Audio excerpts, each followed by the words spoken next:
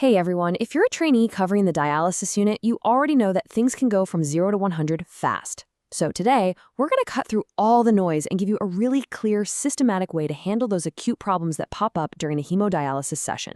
All right, let's jump right in. So imagine this. You get that call. A nurse from an outpatient unit says your patient's having chest pain while on the machine.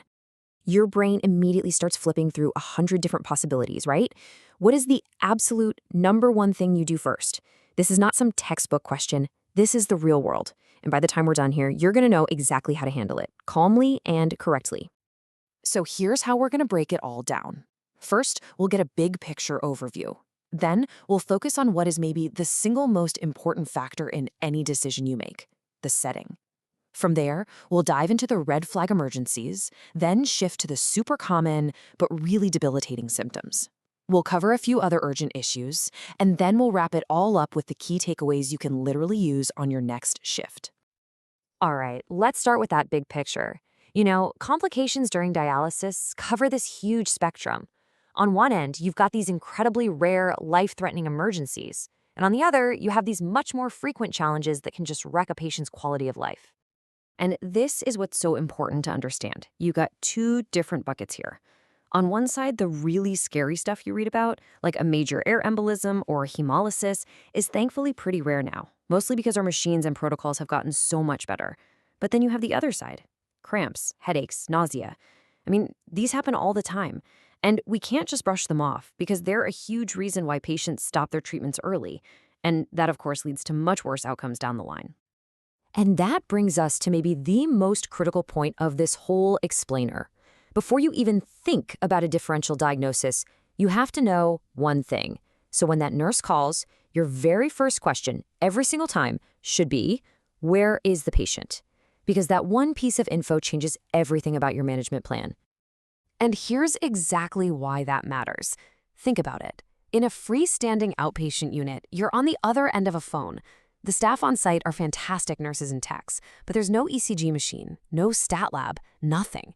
Now compare that to an inpatient unit inside the hospital. You've got other clinicians right there, you have the full power of the hospital. Stat labs, ECGs, you name it, it's all at your fingertips. The resources are just worlds apart. This leads us to the golden rule of outpatient dialysis. If your patient has severe symptoms, we're talking chest pain, shortness of breath, a big drop in blood pressure, and your first couple of interventions don't fix it, and I mean fast, then your threshold for sending them to the emergency department has to be incredibly low. Don't wait, don't hesitate. Your most powerful tool in that moment is your phone, calling for a transfer. Okay, so let's walk through how this plays out with the scariest calls, chest pain and shortness of breath. Yeah, these are the ones that make your own heart rate jump a little bit. But trust me, having a clear step-by-step plan makes all the difference in the world. So here it is, your first response checklist. Before anything else, you tell the nurse to do these 6 things. 1, turn off the ultrafiltration. That immediately takes a huge stressor off the heart. 2, slow the blood flow way down. 3, get the patient lying flat. 4, put them on oxygen. 5, get a fresh set of vitals. And 6, this is so important, have them take a good look at the venous bloodline. This is your immediate stabilization bundle. Now, it's really common for that chest pain to come with hypotension. So what do you do then? Your next moves are to get their legs up and give a quick fluid bolus, say 200 or 300 mils. And here's the fork in the road. If their blood pressure pops back up and the chest pain goes away, you can probably continue dialysis. But, and this is a big but, you keep the ultrafiltration turned off. But if that pain or low blood pressure sticks around, you stop. Treatment's over. They're going to the hospital. Okay, let's circle back to that really important step, looking at the venous line. Why do we care so much about this? What are those rare, can't miss, life-threatening things you can actually diagnose just by looking at the blood going back to the patient? This slide, this is absolutely need-to-know stuff. If the nurse says the blood looks like port wine, kind of dark reddish brown, you have to suspect hemolysis. Your immediate order is clamp both lines, and critically, you do not return that blood to the patient. On the other hand, if they see air or foam, you're likely dealing with an air embolism. The action here is different. You clamp the venous line only and get that patient on their left side with their feet up. Knowing these two different responses could literally save a life. Okay, let's shift gears. We've talked about the rare but scary stuff. Now let's get into the things you'll be dealing with every single day. These are the common complaints that, while not immediately life-threatening, really have a massive impact on our patients' lives. And let's start with the big one, muscle cramps. Now, it's so easy for us to just think, oh, it's just a cramp, but listen to this. When patients are asked, they rank muscle cramps as one of their top 3 physical symptoms that they want us to fix. For them, this is a huge deal. And here's why it matters so much from a clinical standpoint. Those cramps are what cause patients to say, I'm done, take me off the machine. And that early termination means they aren't getting enough dialysis, which leads to them being chronically fluid overloaded and all the bad things that come with that. It's this really vicious cycle, and it all starts with what seems like a simple muscle cramp. So, what can we do to prevent them? Well, it's really a team effort.